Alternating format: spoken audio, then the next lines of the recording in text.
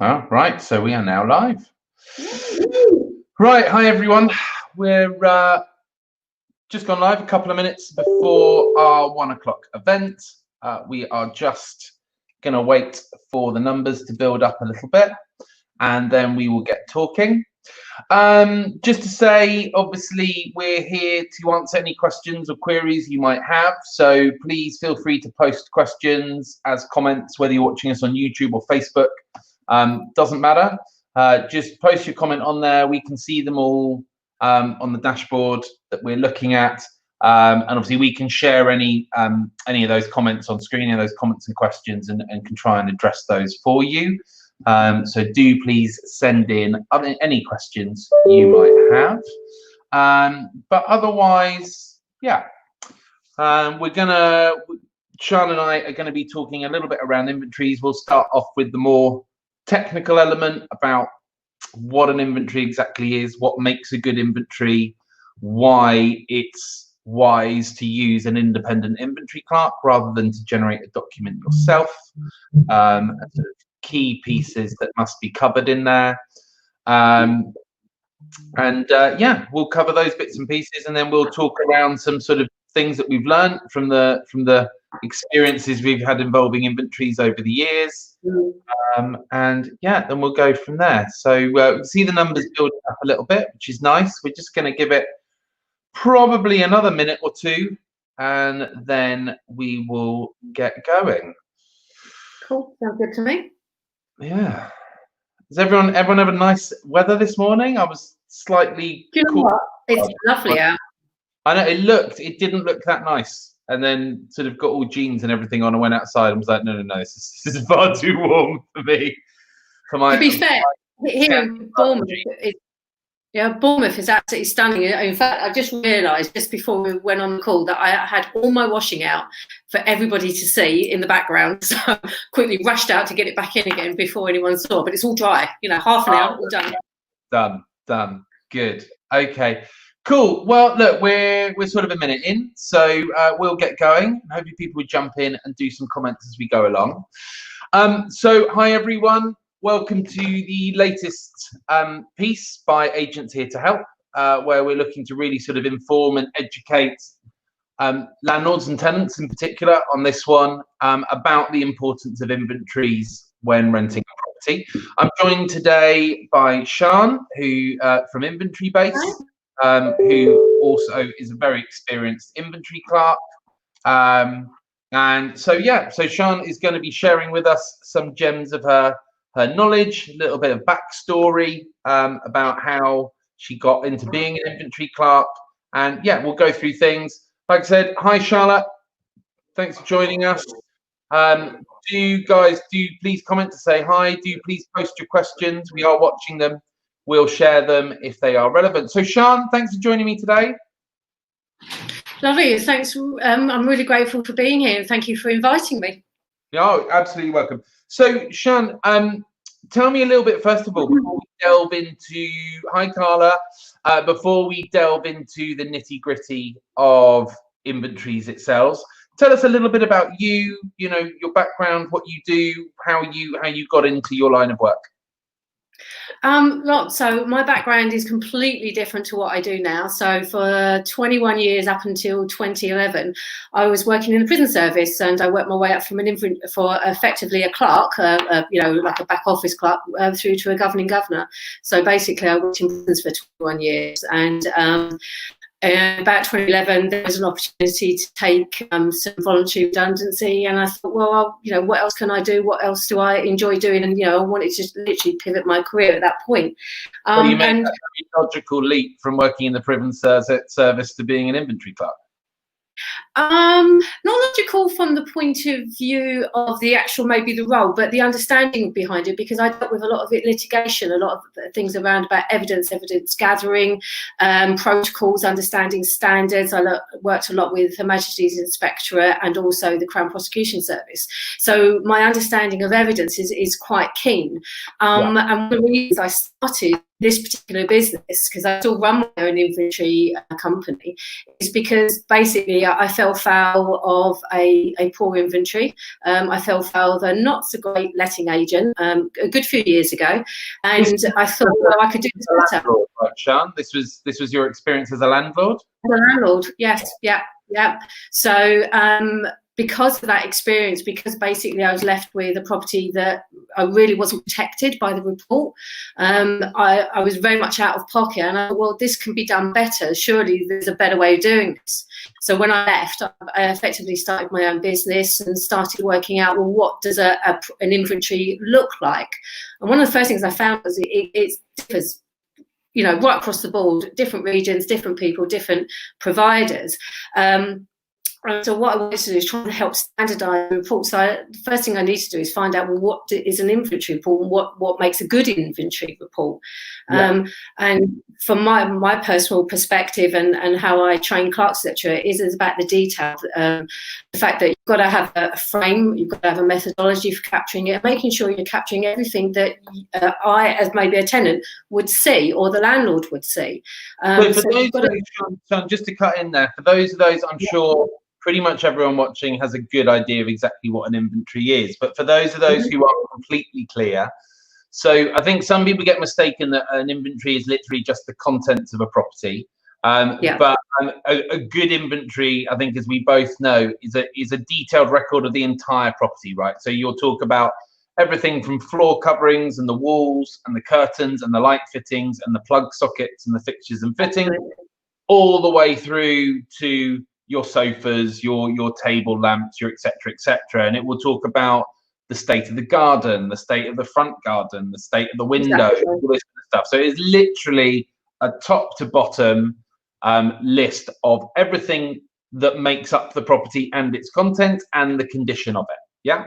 Yeah. And also like the surrounding areas and sometimes also the communal areas, especially if it's in blocks of flats that maybe the landlord has one or maybe two or more properties within that flat. There's still a bit of responsibility in the communal areas as well. So certainly from an inventory point of view, we're capturing everything that is basically like you said, the garden, the property edges, the garden, the front, the side, depending on the type of property it is, but also the communal areas as going in for flats, if it be on the communal level where you go into the property, or also surrounding the property, because we're also looking for health and safety hazards and issues and things like antisocial behaviour. So we're looking at all of that. So for us, it's about including everything that that we can see that the landlord effectively is responsible for. So they're responsible for the fabric of the property, for making sure it's safe, that it fulfills the criteria under fits of human habitation, and making, like you said, sure that all the contents are noted.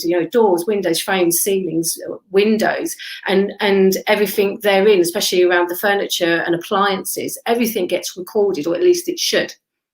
Cool. And then So we've covered like sort of what technically an inventory is. I mean, what do you think are the details that makes the difference between a poor inventory and a really good quality inventory?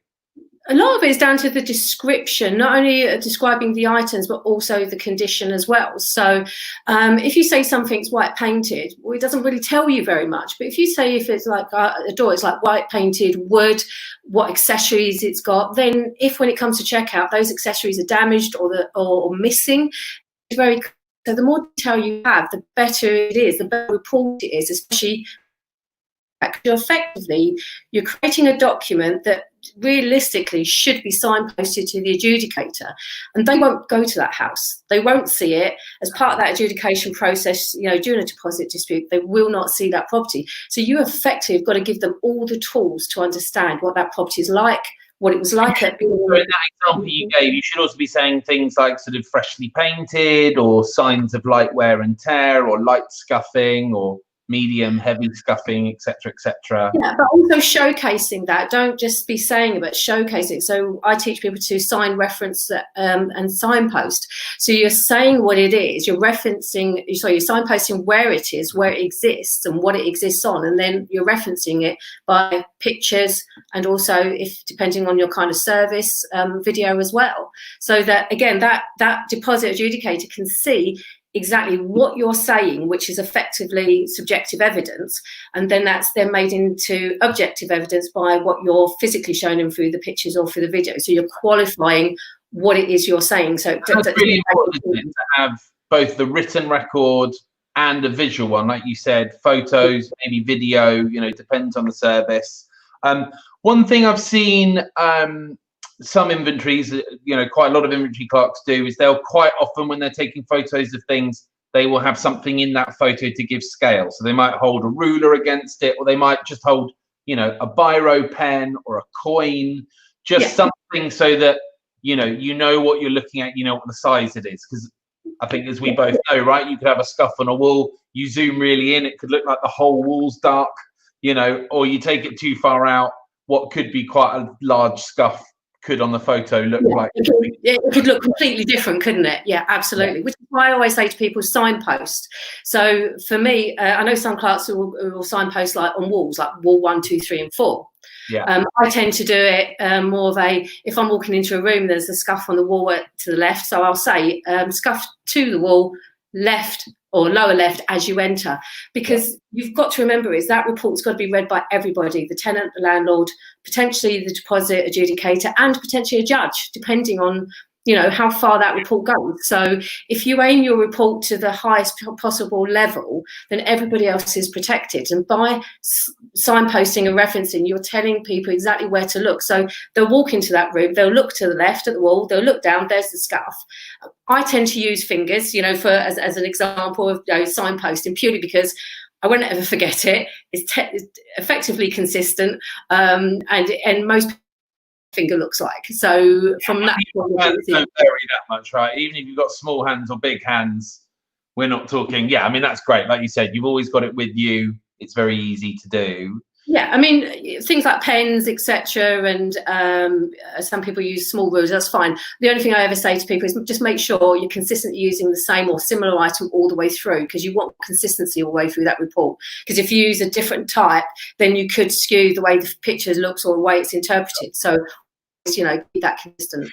Now, look, is it okay for a landlord to get or create an inventory and just have that and literally just use that at the end of a tenancy, just to refer back to that? Or, you know, if you talk to any of the tenant the deposit schemes, what they say is they will accept evidence. That's effectively what they say. I will accept evidence that you put in front of me. However, the problem that some landlords have, and I can honestly say this because I've been a landlord, is the fact that we tend to look at properties a little bit differently as inventory clerks as to landlords.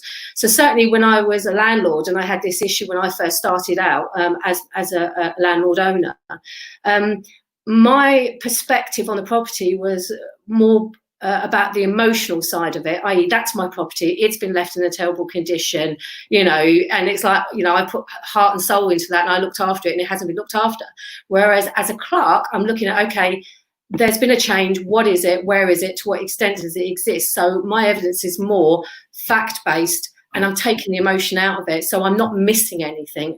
And I think for me, certainly that's where the biggest difference is that landlords can do their own reports absolutely fine, but you need the detail and you need to include everything, not what you think you're happy with or don't want to include. I mean, I've had that before where landlords said, don't include this, I don't want that shown. But if you're then going to rely on that at checkout, if something goes wrong and you don't have that information at the beginning, then if it's not in the report, you're not covered. Exactly. You can't be confused at the beginning.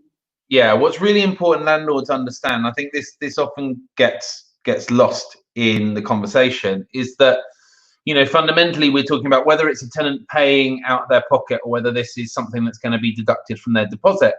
It's the tenant's money. Until a landlord or their managing agent can substantiate that claim, you know, gone are the days when landlords or letting agents could just go, oh, there's a cigarette burn in your carpet, we're keeping your whole deposit. Yeah.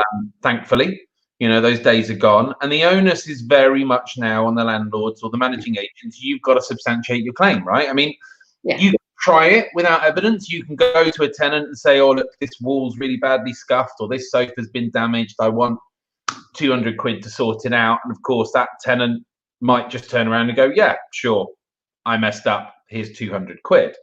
But if the tenant doesn't readily accept that, that's really where this all comes to play, right? Because absolutely, first of all, they've got to have that conversation with the tenant about, well, no, here's the evidence to support that claim. If that doesn't reach, if that doesn't reach an agreeable solution, then the likelihood is that will result in a dispute with one of the tenancy deposit regulation services, and that will get passed to an adjudicator. And obviously those adjudicators will very much look at evidence, right? They're not just going to take an email from a landlord saying, oh, this was nice, it's now not, and I want 200 quid. You need to rule to give it to me, right? That adjudicator is going to want to see black and white evidence that substantiates that landlord's claim.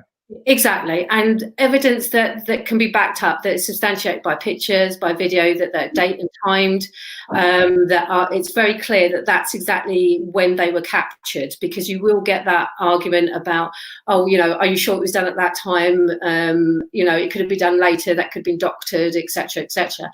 But certainly with apps at the moment, certainly with inventory-based app, the date and time is embedded. It's a point of capture. That's when that metadata is taken. So therefore, it's very clear that exactly on that date is when that issue was noted by the clerk. I mean, we used to use, certainly when I started out, paper, showing the date and the dates on the front of the newspaper to qualify when your report was done. But obviously we've moved much further ahead since then with apps, and certainly with the inventory-based app. But you're right, at the end of the day, the money is the tenant. It belongs to the tenant, and that's it. So we, as landlords, you've got to, like you said, be able to evidence the fact that you've got a legitimate claim against that deposit. And if you can't do that, then of course you won't win it. Now, to really make that watertight, right, Sean, it's really important that landlords or their inventory clerks involve the tenant in the creation of the document, right? So whether the tenant is there present and it's a digital document done there, or whether tenants are provided with a copy of that document to review. Like for us at Base, I'm pretty sure we give our tenants 28 days. So we will provide them, typically we'll get a check-in done with an inventory clerk. So we'll have a very basic schedule of condition when our tenants move in, which is literally just like a 2-page document saying, yeah, it's generally clean, meter readings, keys handover, and it will highlight anything major. Before that check-in process takes place, obviously our clerk's gone and they've taken all their notes and everything else, but our reports aren't ready at that moment the tenant moves in. They have to be generated. So we'll usually send that report to the tenant 2 or 3 days later. And we will then say to our tenants, right, you've got 28 days to review the document, notify us of any changes, notes, alterations you want to make to that. And yeah, basically you need to get those back to us within 28 days. If you don't if you don't notify us of anything within 28 days, then that is taken that you're accepting the document as accurate as received. And that is what we'll refer to at the end. So whether it's the document we provide because there's no notes, obviously if they do come back with notes, we'll save those. They might actually annotate it in the document. It is really important to involve them so that that record's validated, right? Yeah, absolutely. And especially nowadays, again, with apps and inventory based, you can the tenants have a field, they have their own column where they can make notes, they can upload photographs, because at the end of the day, clerks are in a property for a certain amount of time. Tenants have got 7, 14, 28 days in order to look at the property, maybe, much more close scrutiny. And so, there are things that will come up, and that's absolutely fine, because I do think tenants need to have the right to be able to comment. Sometimes, and 9 times out of 10 in my experience, and certainly from the reports I've seen, is tenants do pick up on things that have already been picked up, but maybe they just look at it in different fields. But the main thing is they've been given that opportunity, because again, you've got to be looking at the end part of the process. So if you do have to go to dispute, then the landlord can clearly show, I gave the tenant every opportunity to say that there was a problem or highlight the problem, and now, at the end of the dispute, they're relying on something which, all the way through the tenancy, they haven't actually brought up, or they were given the vehicle to do that and they haven't done that. So it helps the landlord gather that evidence automatically and give a shared history of that report ready for the adjudicator. So, and that's again, isn't it? Hope for the best, prepare for the worst. Absolutely. Make sure you've got everything there. If you don't need it, fantastic. But if you do need it and you don't have it, big trouble. And I think, personally, I feel the value of inventories are massively undervalued in the process. I mean, when you think about it, I mean, from our experience, I would say the average inventory comes in probably somewhere around £150, something like that. And when you actually think the level of cover you get for that, I mean, when I think, our average property, we tend to deal in a sort of middle market in London, which is sort of typically the equivalent of prime market pretty much anywhere else in the country. I think our average rent is somewhere around sort of £2,200. I mean, tenants can cause a few £100s worth of damage. They can cause literally thousands of pounds worth of damage. And we're going to touch on this later. We're going to talk about some stories, you and I, that we've had over the days. But yeah, I do think they're an insanely good value. We've got a good question from Deb here. I'm just going to bring this up. So, Deb, thanks for joining in. Do you need an inventory for an unfurnished property? Really good question. Yes, in a very short way of saying it, but yes, absolutely, because it doesn't matter whether it's furnished or unfurnished. The property still can be damaged, still can be not looked after. It can still be altered. Sometimes tenants will alter a property, mostly painting, decorating, maybe changing some tiles. I've seen one tenant actually change a whole bathroom suite. It actually looked really good, but they didn't get permission. But if you didn't have an inventory, you know that it's changed. Because at the end of the day, you're just relying on someone's memory. Well, you can't give that memory to an adjudicator, but you can give them a report to show that things have changed. Now, they might be for the better, and I often see reports where the property's actually been given back in better order than what they got it in the first place, cleaner, tidier, been repainted, no scuff marks, etc. But equally, it can go the opposite way, and I've seen properties absolutely trashed, so badly damaged. One of them I came across, it was so bad. I think it cost the landlord something up to about £20,000 in order to rectify it. It was a big property, but it was a lot of damage, a lot of issues. But because they had that detailed inventory, it was so evident, so clear of what had occurred, i.e. from when the tenancy started, when the report was done to when the checkout was done. It was basically, there wasn't even an argument to be had, because there was just no way that a tenant could actually say, well, it wasn't me. It just couldn't happen. So from that point of view, you're taking out a lot of emotion from this particular process, and also the argument, because if you've got very clear factual evidence, and that's done by a third party, so I don't have a vested interest in your property, I just have an interest in the property, i.e. doing it properly, providing a good report. Therefore, the adjudicator is more likely to rely on that, because they're looking at balance of evidence. They're looking at balance of probability. Was that property like that? Well, yes, because there's a report. Was it like this at the end of the tenancy? Yes, because there's a report. Yeah, so I think that, so Deb, just in summary to your question, yes, you do need an inventory for an unfurnished property. As we touched on earlier, it's about, an inventory is about protecting the fabric of the building, not just the content. So yes, an inventory will also protect furnishings, but your floorings, your wall coverings, your fixtures and fittings, as Sian said, those could be altered for the worse or for the better. I've seen properties where doors are missing, kitchens are missing, bathrooms are missing. I've actually saw one myself personally where the tenants has actually dug through the wall, tried to pull out the copper piping. Now, that's one of the ones I've seen, but it happens. And the thing is, because we had that original report, and the reports that we do, my company does, and I also teach clerks to do, is always have an overview of the room. Some people have 2 pictures, sometimes 4. But by having that, you're giving context to the adjudicator, or potentially, like I said, the judge, so that they can clearly see this is the condition of the room. And then you go into the granular detail, the fixtures, fittings, skirting, etc. But when it comes to checkout, and you do that exact same picture again, and you can really see the differences and the changes, again, you couldn't do that if you just cast it to memory. I think an important part of it as well is I think what some landlords, less so managing agents, I think pretty much all managing agents know they've just got to have these in place to do their job and deliver the service to their landlords. But I think one of the mistakes private landlords make is they'll look at who they're putting in the property and they'll go, they'll be fine. you know, they're nice, or they're a family. My friend, my family, I know them for years. You know, they've got a really good job, or, you know, whatever it is. And I think the important thing to learn is, you know, from my experience, you know, I've been a letting agent now for 20 years. There is no rhyme or reason. You know, I've seen students who are in their first home return a property like it was a palace. And I've had people with high six-figure salaries return their place like an absolute sty, and vice versa.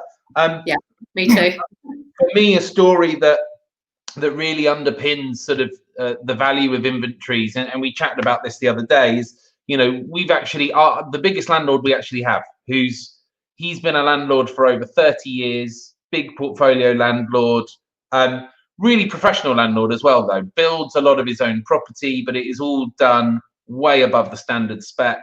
You know, he does fantastic maintenance. He usually repaints his properties for every single tenancy he puts in there, way above and beyond what most landlords would do. Now, he has a house down the road from us in Spitalfields that we've looked after for probably about 15 years now. And he came to us, this was probably about 5-6 years ago. I've not looked at the record. But basically, he has a business partner. His business partner approached him and was like, oh, look, my son is going to be going to the arts college up the road. I'd like my son to live there with 3 of the mates he's doing the college with, you know.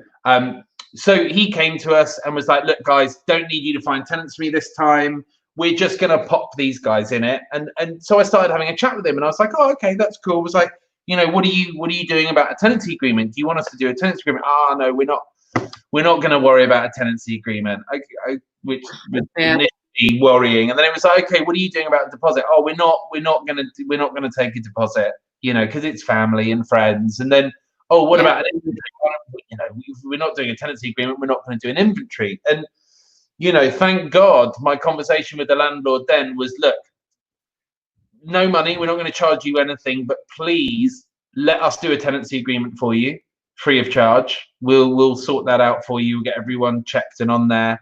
Please take a deposit. I mean, at the time, this was before the tenant fee ban, we were still taking 6-week deposits, but we were like, look, at least take a month's rent. And it was, you know, it's a serious property. It was, I think, about £4,500 a month in rent. So you're looking at £4,500 deposit. And in my mind, I'm thinking, that's fine. Our average deduction, I mean, if we take cleaning out of it, I think our average deduction at our agency is something like 150 quid a tenancy. So it's nothing. You know, we were like, look, just safeguard yourself. Yes, it's your partner's son, but, you know, there's 3 other people. You don't know who they are. Yes, they're all from wealthy backgrounds, but experience is often. That doesn't mean anything. It does not mean anything. It means clean. Young as well, and that's quite often actually more of a red flag than anything else. And thank God we did, because, you know, they all moved in there, you know, they signed and we got the inventory done and all that sort of stuff, and they moved in. And that landlord called me 3 months later, and you know, this is not an emotional guy, but he called me like audibly, nearly in tears, saying, you know, I've just been to the house and I don't know what to do. You know, and he started telling me, and I said, look, not a problem, just leave it to me. I was like, this is really difficult because it's your business partner and their son, and, you know, it's fine. I'll talk to the tenants, I'll go down. And it was horrendous. You know, these guys had been lying in bed. I mean, all of our properties are strictly no smoking. These guys have been lying in bed, smoking cigarettes in bed. And then when they'd finished smoking their cigarette, they leant out of bed and they were stubbing the cigarette out on the brand new carpets that were put in just before we moved in. There were literally ashtrays on windowsills everywhere, just overflowing. Things spilt, just left, nothing wiped up. They were all art students, so they were doing sort of art projects at home. 2 of the rooms in the property had these beautiful parquet wood floors that had all been sanded and lacquered just before these guys moved in. These guys had been doing spray paint artwork on the floor. They hadn't put any paper, anything down. And, you know, it turned out, you know, I think everyone's getting the point by now. But it turned out that we got them out within another 3 months, got them to surrender the tenancy and go somewhere else. In that 6 months in the property, they'd caused £15,000 worth of damage. And then the interesting thing was, we obviously then turned around to the tenants and said, look, here are the works that are having to be done to rectify. I mean, basically, the whole house was repainted before they moved in. It had to be repainted again. Half the carpets had to be replaced because they had cigarette burns in. I mean, all sorts of stuff. They literally, in the 6 months they were there, they never put a single bag of rubbish out on the street. They just stockpiled it on their patio. So we had an 8-foot-high stack of black rotting bin bags. I mean, just did that at home. talking about it now. But why the documentation worked was, when we first went to the tenants, or rather their parents, you know, we ultimately went to the parents and copied the tenants in, because it was the parents paying for everything. And we were like, look, here's the works bill, here's the inventory.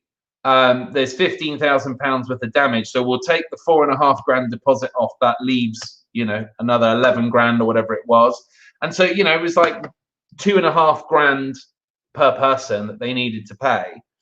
And their first response was, come and get us. You know, one was Spanish, I think one was German, I think one was Swiss, and all the parents lived abroad. And their instant response was, what can you do about it? What are you going to do about it? We're not paying. And we turned around and said, well, we've got a tenancy agreement and we've got the inventory. So it's very simple. Your kids have just started a 3-year degree course and will be going, you know, from what I understand, all of them are looking to secure employment in the UK immediately after that.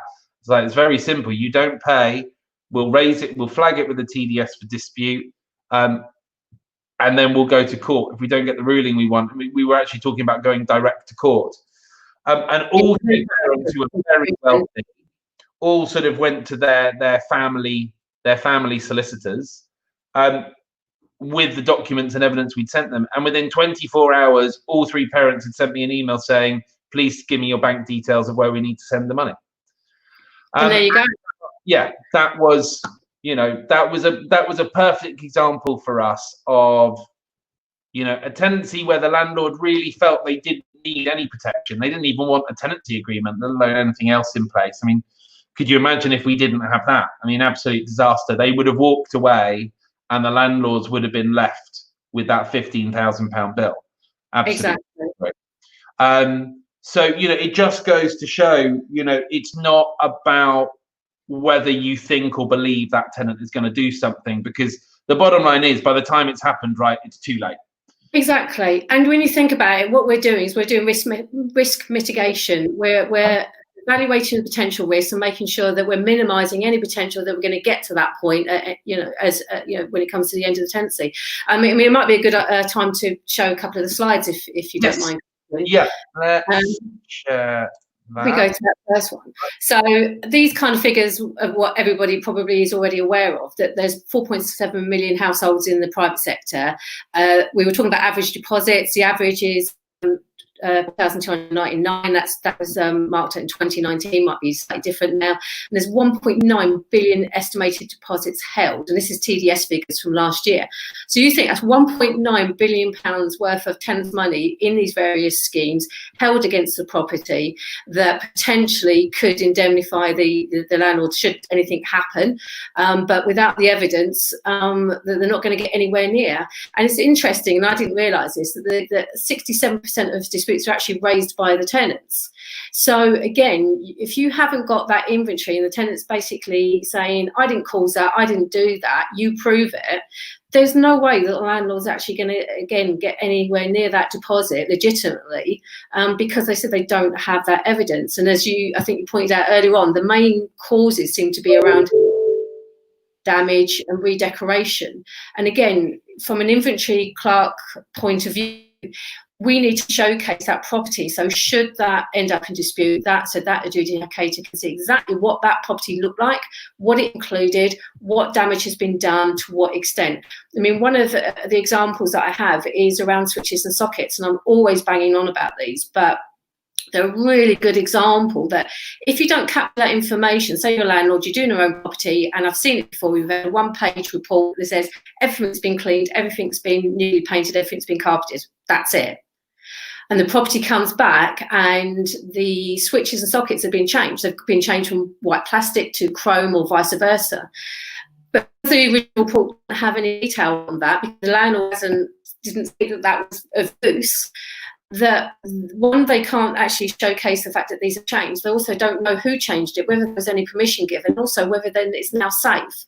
And then the cost of having to put all those back and made safe is quite expensive. And now you've got EICR coming in as of the 1st of July, where all fixed wiring has to be certificated and made safe up to the current, I think it's 18th edition standards. Again, if you haven't got reports kind of like detailing that kind of information within the property, and you do have an issue along those lines, how are you going to prove that? Yeah. So it's very clear that reports are very much needed, and I think they do need to be compiled by independent inventory clerks, because as I've shown, I think if you show the other slide that I've got there, Christian. Yeah. Hop across back over to that. Yeah. Next slide. Yeah, obviously it's about the evidence, and with the evidence, with the report, then it's a balanced judgment. The adjudicator or the judge can make a balanced judgment based on what you are putting in front of them, and by showing and evidencing the change from inventory to checkout, the adjudicators then got the ability to make a balanced judgment, a fair judgment on both sides, not just for the tenant and for the landlord, but for equally both of those people. So that, you know, if monies need to be deducted, they can be, but equally, if the tenant's given the property back in, in a much better order, we can showcase that. And a good inventory report will say that if a property's been given back in better order, it will say that. It won't just gloss over it. The report will say in cleaner condition, or repainted to a high standard, or an item maybe that was damaged initially when they took over tenancy is now fixed or replaced. And certainly if a tenant replaces, I don't know, a carpet or flooring or a bit of furniture, first thing we ask them is, did you have permission? Yes, I did. Okay, have you got anything to back that up? Yeah, I've got emails. Great, lovely. All part and parcel of the evidence. And if you go to the next slide. Yeah, let's hop across. Bear with me 1 sec. Here we go. One of the things about inventory clerks is that we can take out the emotion side, so that we look at the properties very objectively. We are impartial because we've got no vested interest in that property. For us, it's just something, a property, a flat, an area that we've got to record accurately into the best of our ability. Clerks are professional. They're doing quite a hard job. It's not an easy job, and I would argue anybody to say that it is, because there are days when you are literally wiping your feet on the way out as opposed to on the way in. I've personally caught fleas from a job, and I was not happy about it, and I think it was the first time one of my estate agents ever even heard me swear. I was not happy because it affected my car as well. We were professional. We got the job done. We sorted it out. We made sure the agent was aware so they could sort it out, so no one else walked into what we just walked at. But equally, we're diligent. And this is not just about recording the fabric of the property in the conditions, but we're also looking at smoke and carbon monoxide alarms, making sure that the right alarms are in the right place. Often we're finding heat sensors use as smoke alarms, and that's not what they're for. The fact that we record certificates, Legionella risk assessments, as of the 1st of July, the EICR, EPCs, the keys, whether there's keys in the windows or not. So we're very diligent about that. And I would argue that certainly, and I can say this as a landlord, when I first started out, I wouldn't have gone to that kind of detail because I would not have thought about it, whereas inventory clerks think about it. And the other thing, if we go to the next slide, is the fact that because we are impartial, we often get involved in a lot of conversations, certainly at checkout, between the agent and the landlord, especially if things aren't going quite right. And I've had a few of those myself, where, tempers get a bit heated, etc. And the amount of times clerks kind of step in, calm the situation down, effectively provide a more professional kind of like balance to the conversation, so that people are thinking more clearly, because we're there, we can help, we understand the industry, and we can offer advice. And a lot of agents don't realise how much information clerks actually have. You know, the fact that, you know, we really do pay attention to the industry. We understand what's going on. We know that we've got URPNs coming in on the 1st of July, that we've got IEICR coming in, you know, from the 30th of June at midnight coming in, you know, and today, this morning, I'd attended the ALA webinar about EICRs. So there's a wealth of knowledge that inventory clerks can bring, and I know, and from personal experience, that we often are relied on by agents for that understanding experience. And I certainly got that during the tenant feedback, where I was advising clients on what was included, what was not, what they could, what they couldn't do, etc. So they're an invaluable resource, and they're a resource you can bring in and use when you need them. You know, have them ready for you for when the reports are needed to be done at inventory and checkout. So they're a vital service, and I think you said quite rightly earlier on, they're not really well known or kind of like revered for the kind of service and the professionalism they actually bring. They're just not really thought about in that kind of context, and yet they do bring so much. I think that's the plague of lettings, though. I think, isn't it? I think it's the same with gas engineers. It's the same with letting agents and property managers. Yeah. I think until a landlord has something go wrong, it's very easy to be like, you know, I can do this. It'll be fine. It'll be fine. It's a normal thing. It'll be fine. And it's when something goes really wrong, that's when landlords suddenly go, oh, actually, I should have paid for a letting agent, because they would have advised me to do this, or they would have been liable for the fact this wasn't in place for when the tenant moved in. Or, you know, like you say, you don't have a professional inventory. You know, I remember we had a handful of landlords when we started who would sort of do their own inventories, and, you know, they were on average, I would say, probably 5, 6, 7 pages long. I mean, I think our average inventory at the moment is probably more like 40 pages. Well, yeah, exactly. And it's not necessarily how many pages, it's what it includes. But I mean, definitely on that, you know. I get your point totally. But it is about that detail. I mean, I recently did a report on a property, and the landlord gave me their version, which was about, I think it was about 20 pages and about 36 photographs. Yeah. I gave them back a report, 241 pages and 1,000 photographs. Whoa. Because that's what I found. Not because I wanted to be particularly picky or make a point.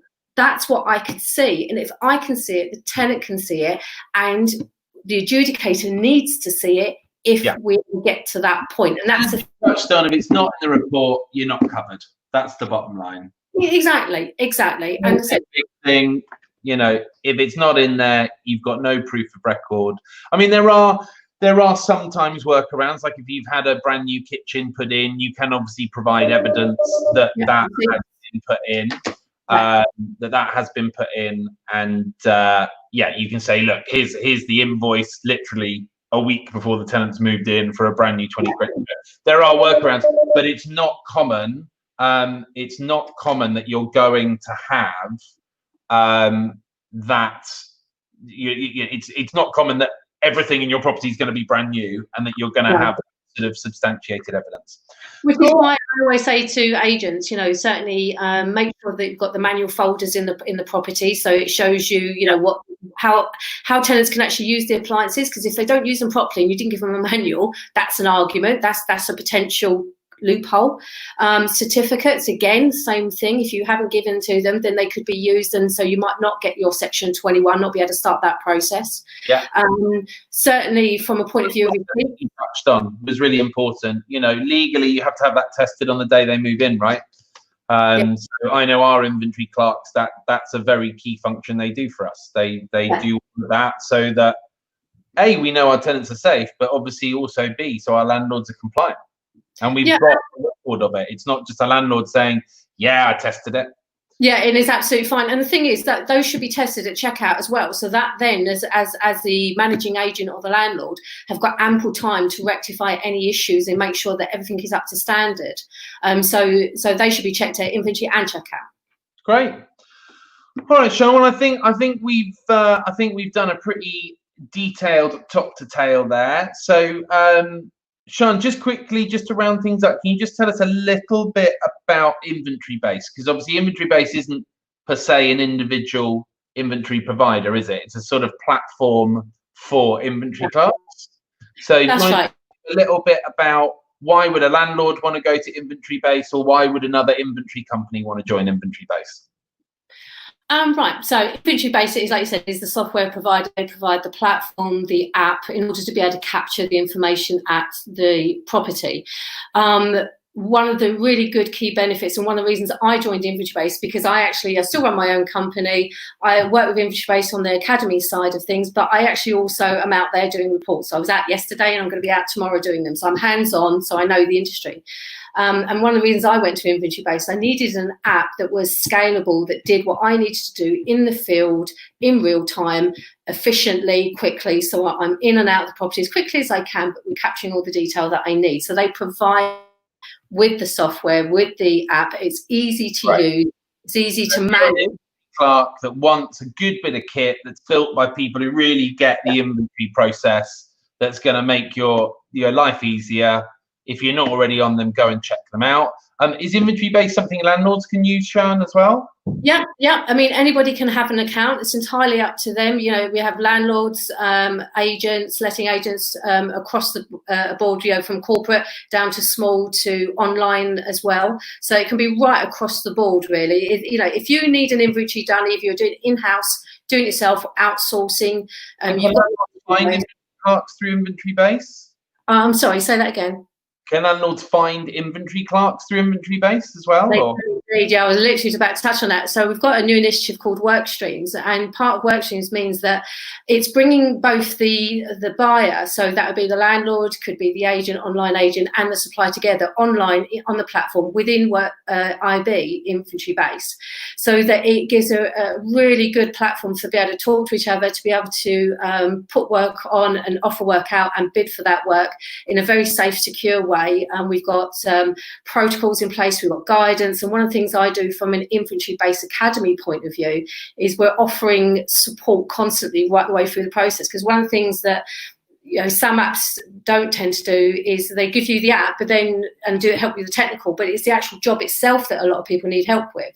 So that's why we have academy. So we've trained over 500 clerks in the last year or so, and we do that by supporting them right the way through that, you know, the reporting process, understanding the industry, understanding legislation, and basically helping clerks, you know, up their standard, get to the quality and level that everybody, you know, from a landlord, from an agent point of view, want to get. So Inventory Base provides not just that, you know, the app, but all-in-one inventory service. Yeah, absolutely. And it's constantly evolving as well. You know, we're constantly looking at what can be done better, because you as an agent want certain things from the platform, clerks want something else, landlords, tenants as well, from functionality point of view, and clerks want something that they can use, rely on, and obviously get support with. Cool. So there we go. If you're an inventory clerk, if you're needing to sort of slightly reinvent your business, or maybe you already use a reporting software and you're not 100% blown away with it. I know Sean used a reporting thing before coming to Inventory Base and got very frustrated with a few because they just weren't right, didn't work the way inventory clerks need them to work. So yeah, if you're an inventory clerk, if you're a landlord looking for an inventory, either to do an inventory yourself, you could get it, or, you know, using the workflows thing, you can find yourself a clerk to do some work for you. Hopefully we've imparted some really helpful advice to you guys today. Only had a handful of questions today, but this video is going to be shared. Most people probably watch this as a playback. Do please still engage with the post. Do please comment, email us questions if there are things we haven't covered. If we get enough questions, we might do a second round, but otherwise Sean and I will keep an eye on these posts, and we'll try and respond as quickly as we can to any questions we have. But that's it for today, guys. That is our latest Agents Here to Help, all about why inventories are an essential part of letting out a property. Sean, thank you so much for your time today and for your knowledge. All right, you have a good rest of your week. And thanks, everyone. Enjoy the rest of your week. Have a good one. Take care. Bye. Bye.